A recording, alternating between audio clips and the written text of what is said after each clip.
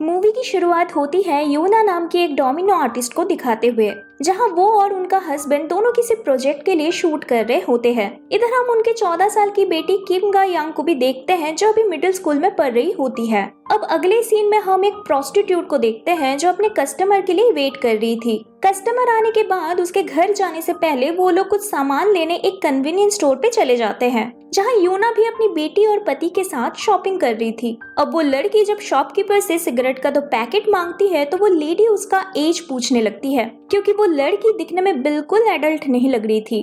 अब ऐसे टाइम पे वो लड़की अपने कस्टमर को दिखाते हुए कहती है कि वो अपने लिए नहीं बल्कि उसके अंकल के लिए मांग रही है। इसी दौरान वो लड़की स्टोर में किम को भी देख लेती है और परेशान होकर उसके पास जाके उसे धमकी देके कहती है कि अगर तुमने किसी को भी बताया कि तुमने ऐसी हालत में मुझे देखा है तो मैं तुम्हारी जान ले लूंगी। तो दोस्तों, इधर हमें पता चलता है कि इस लड़की का नाम चेयांग है और ये लड़की किम के साथ एक ही स्कूल में पढ़ती है, जहाँ दोनों साथ में पियानो भी सीखते हैं। इसके बाद बिल पे करके वो लड़की और उसका कस्टमर दोनों शॉप से निकल जाते हैं। अब अगले सीन में हम चेयांग को बहुत बुरी हालत में टेबल पे लेटे हुए देखते हैं, जहां उसके हाथ पांव बांध दिए गए थे। इसके बाद वो आदमी ह्यूमन बॉडी का एक डिजाइन देखता है और मार्क लेके चेयांग के पैर को काटने लगता है। जब एक्सट्रीम पेन में चेयांग तड़पने लगती है तब वो आदमी उसे कहता है कि तुम फिक्र मत करो, क्योंकि तुम्हारा फिर से पुनर्जन्म होगा। और इसके बाद वो आदमी चेयांग का गला दबा के उसे मार डालता है। अब अगले दिन हम यूना और उसके बेटी को एक केक शॉप में देखते हैं, जहाँ यूना अपनी बेटी के जन्मदिन के लिए शॉपिंग कर रही होती है। लेकिन क्योंकि इधर यूना अपनी बेटी को क्रीम केक खाने से मना कर देती है, तो इसीलिए किम अपनी मम्मी से नाराज होकर शॉप से बाहर चली आती है, जहाँ वो क्रॉसिंग पर फिर से उस आदमी को देखती है और अपने क्लासमेट का अंकल समझ के उसे बात करने चली जाती है। वो आदमी किम को पूछता है कि क्या तुमने कल मुझे चेयांग के साथ देखा था। जब रिप्लाई में किम हाँ बोलती है तो वो आदमी किम को कहता है कि चेयांग अभी घर पर है, तो अगर तुम चाहो मैं अभी तुमको उसे मिलवाने लेके जा सकता हूँ। दोस्तों, इधर वो किलर समझ चुका था कि किम अब उसके लिए एक थ्रेट है, लेकिन तभी उधर सही टाइम पे यूना आ जाती है और किम को बुला लेती है। इसके बाद वो दोनों कार में बैठ के वहाँ से निकल जाते हैं, लेकिन इधर वो किलर उनके कार का नंबर प्लेट देख लेता है। अब रात को घर में किम का बर्थडे मनाया जाता है। सब लोग बहुत खुश होते हैं और डोमिनो शो के जरिए वो लोग किम को एक आईफोन गिफ्ट करते हैं। अब पार्टी खत्म होने के बाद यूना का पति जब स्मोकिंग करने बाहर जाता है तब उन्हें लाइटर में किम का लिखा हुआ एक मैसेज मिलता है, जहाँ पे लिखा था कि पापा स्मोक मत कीजिए। अब थोड़ी देर बाद जब यूना वॉशरूम से निकल के पानी पीने डाइनिंग हॉल में आती है तो तब उसे अपने पति का खून से लिपटा हुआ बॉडी जमीन पे पड़ी हुई दिखती है। और इसी टाइम पे हमें भी वो किलर यूना के ठीक पीछे खड़ा हुआ नजर आता है, जो कि कार के नंबर से डिटेल्स निकाल कर घर तक पहुंच गया था। इसके बाद वो किलर यूना को भी बहुत गंदे तरीके से मारने लगता है एंड फिर अगले सीन में हम यूना को बहुत जख्मी हालत में हॉस्पिटल में देखते हैं। ऑपरेशन करते टाइम नर्स डॉक्टर को यूना का ब्लड ग्रुप RH बताती है, जो कि एक बहुत ही रेयर ब्लड ग्रुप है। अब क्योंकि यूना अपनी फैमिली में अकेली बची हुई थी एंड उसके पति और बेटी की मौत हो चुकी थी, तो इसीलिए वो डॉक्टर एक प्लान बनाता है। एक्चुअली इधर उस डॉक्टर के दिमाग में ख्याल आता है कि अगर वो यूना को मार डालता है तो उसके ऑर्गन से वो अपनी बीमार बेटी की जान बचा सकता है। तो इसीलिए प्रेस कॉन्फ्रेंस में भी वो डॉक्टर कह देता है कि यूना का ब्रेन डेड हो चुका है। इधर रिपोर्टर बन के आया हुआ वो किलर भी यूना का हेल्थ स्टेटस सुन के खुश होकर वहाँ से चला जाता है। अब रात को वो डॉक्टर यूना के पास आता है और उसे मारने के लिए माफी मांग के इंजेक्शन पुश करने ही जाता है, बट तभी यूना को होश आ जाता है और वो डॉक्टर का हाथ पकड़ लेती है। अब इसके बाद मूवी 2 साल आगे चली जाती है, जहाँ लोअर बॉडी में पैरालाइज हो जाने के कारण यूना को व्हील चेयर यूज करना पड़ता है। यहाँ हम हेजिन नाम की एक सोशल वर्कर को भी देखते हैं जो यूना की मदद किया करती है। अब किम के जन्मदिन पर वो लोग केक खरीद के शॉप से बाहर निकल रहे होते हैं कि तभी यूना को उस किलर जैसे दिखने वाला एक आदमी दिखता है, जिसके बाद यूना चाकू लेके उस आदमी के ऊपर हमला कर देती है। लेकिन सामने से देखने पर उसे रियलाइज होता है कि ये वो किलर नहीं है, पर इस हमले के लिए यूना को पुलिस स्टेशन जाना पड़ता है, जहाँ पुलिस यूना को वार्निंग देती है और असली किलर को पकड़ने का झूठा दिलासा देके उसे छोड़ देती है। अब घर आने के बाद यूना एक लिमिटेड एडिशन वाला लाइटर ढूंढने लगती है, जैसे उसका पति यूज किया करता था, क्योंकि सबको मारने के बाद वो किलर उस लाइटर को अपने साथ ले गया था।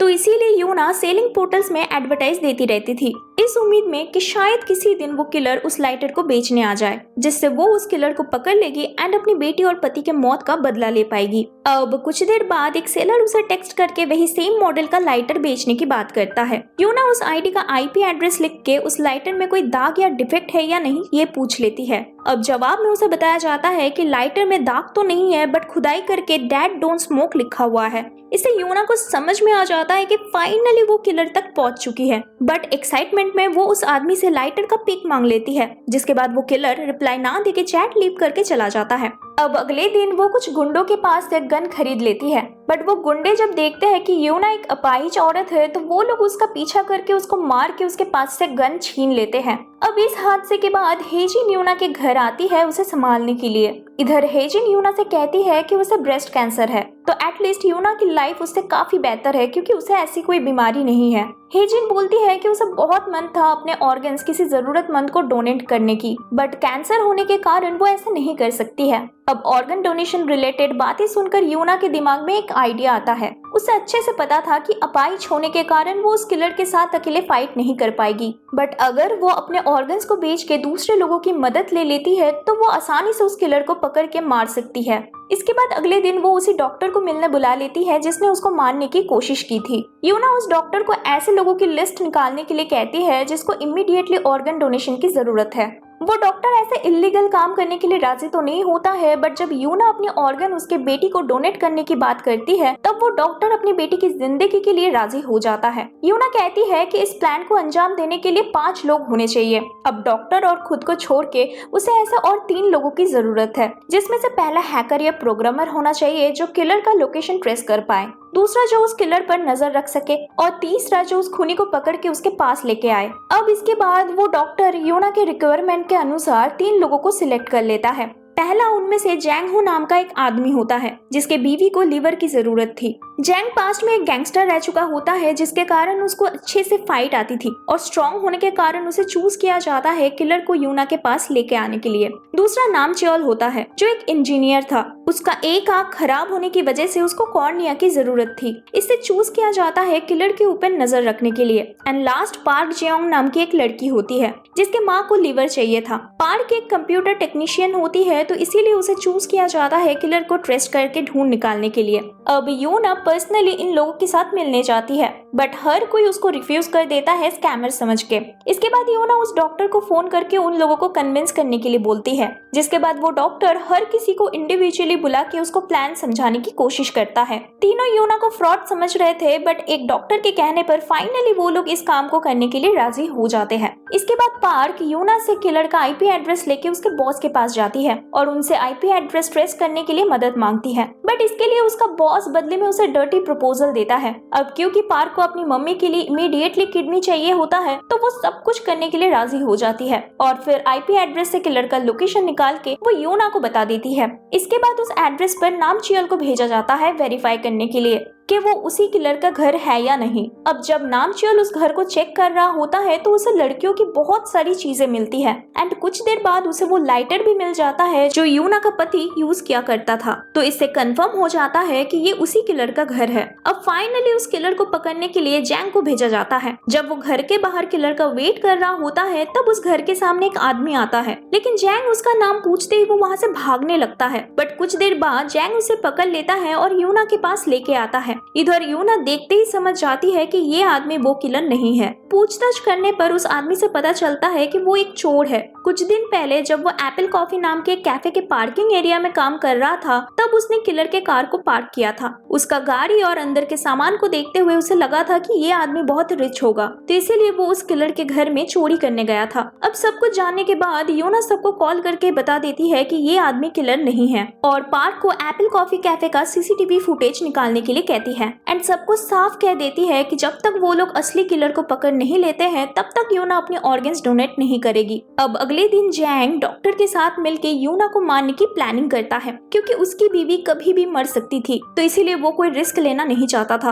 अब क्योंकि डॉक्टर को भी अपनी बेटी की जान प्यारी थी तो वो जैंग को एक इंजेक्शन देता है यूना को मारने के लिए। इसके बाद जैंग यूना के घर उसे मारने चला तो जाता है, बट वहाँ हेजिन होने के कारण वो ऐसा कर नहीं पाता। इसके बाद यूना सीसीटीवी फुटेज लेने के लिए पार्क से मिलने चली जाती है, लेकिन पार्क उसको धोखा दे देती है क्योंकि उसने अपनी मम्मी के बीमारी के लिए उधार लेके रखा था। तो इसीलिए वो यूना को पैसे और एक किडनी के बदले ऑर्गन डीलर्स के हाथों बेच देती है। बट उस ऑर्गन डीलर का कुछ और ही प्लान होता है। वो पार्क और यूना दोनों को पकड़ लेता है और उनके ऑर्गन्स बेचने का तैयारी करने लगता है, लेकिन सही टाइम पे यूना का पीछा करते हुए वहाँ जैंग आ जाता है और उन लोगों को मार के वो दोनों को बचा लेता है। इसके बाद यूना सबको लेके उसके पुराने घर में चली जाती है, जहाँ वो डिटेल्स में सब कुछ बताती है कि कैसे उस किलर ने उसके पति और उसके बेटी को उसके आंखों के सामने मार डाला था। अब असलियत जानने के बाद सब बहुत बुरा फील करते हैं यूना के लिए एंड डिसाइड करते हैं कि वो लोग उस किलर को मारने में यूना की मदद करेंगे। अब अगले दिन पार्क यूना को एप्पल कैफे का सीसीटीवी फुटेज और कस्टमर्स के फोन नंबर लिस्ट लाके देती है।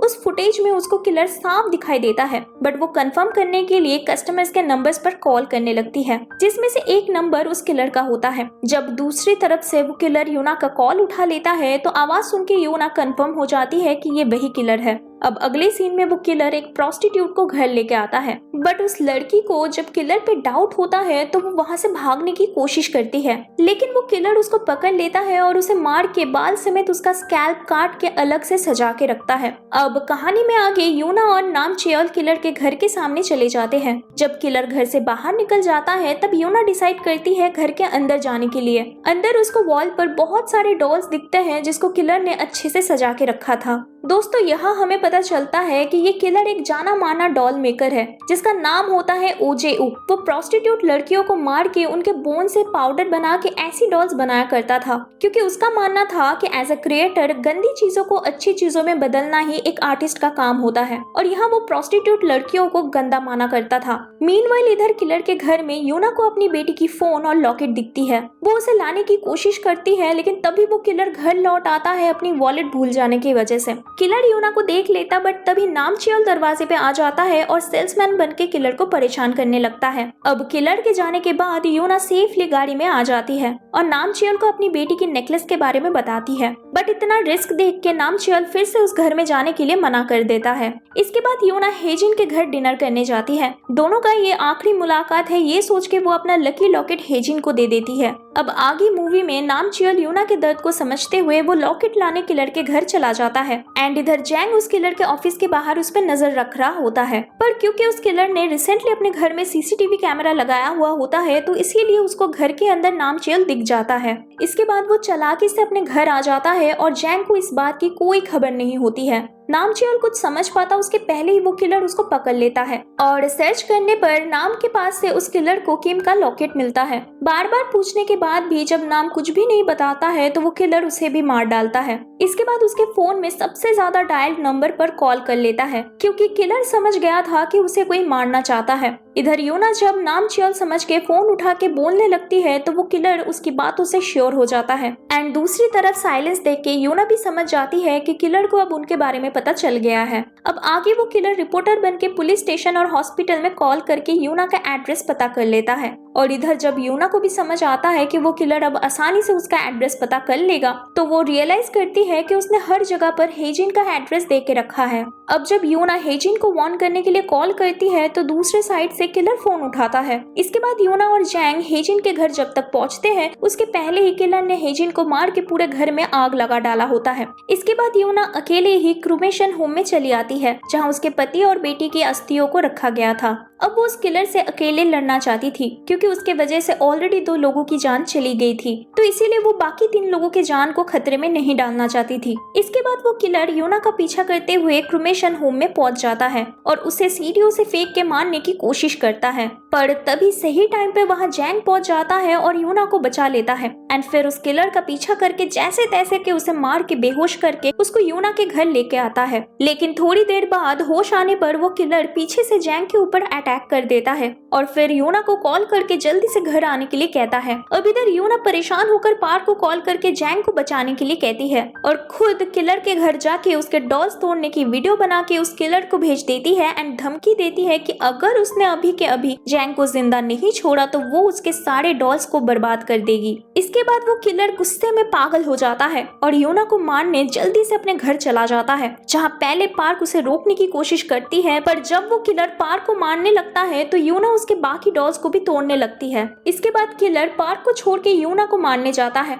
बट तभी सही टाइम पे वहाँ जैंग आ जाता है, जिसको डॉक्टर ने बचा लिया था किलर के जाने के बाद। अब जैंग और उस किलर की फाइट हो जाती है, जिसमें कुछ देर बाद जैंग घायल होकर बेहोश हो जाता है। इसके बाद वो किलर जब यूना को मारने आता है तो उसके हाथ में लाइटर देख के वो नोटिस करता है कि उसके फेवरेट डॉल पर पेट्रोल डाला गया है। इसके बाद जल्दी से यूना लाइटर फेंक के उस डॉल पर आग लगा देती है। सालों की मेहनत को अपने आंखों के सामने जलते देखकर वो किलर पागलों की तरह चिल्लाने लगता है। अब गुस्से में वो फिर से यूना को मारने की कोशिश करता है, बट तभी आग की वजह से डॉल की रस्सी टूट जाती है और उसकी पैर जाके किलर के पेट में घुस जाता है, जिससे उस किलर की वहीं पे मौत हो जाती है। अब मूवी के लास्ट में वो डॉक्टर भी उधर आ जाता है और इंजेक्शन देके यूना को मारने की कोशिश करता है, पर इधर पार्क और जैंग ऐसे करने से उसे मना करते हैं। लेकिन तब यूना का कहना होता है कि क्योंकि वो एक माँ है तो इसीलिए वो डॉक्टर की सिचुएशन को अच्छे से समझ पा रही है, एंड इसके बाद वो उस इंजेक्शन को जबरदस्ती अपने चेस्ट पे ले लेती है। डॉक्टर अपना गलती समझ के उस इंजेक्शन को निकालने की कोशिश करता है, बट तब तक बहुत देर हो चुकी होती है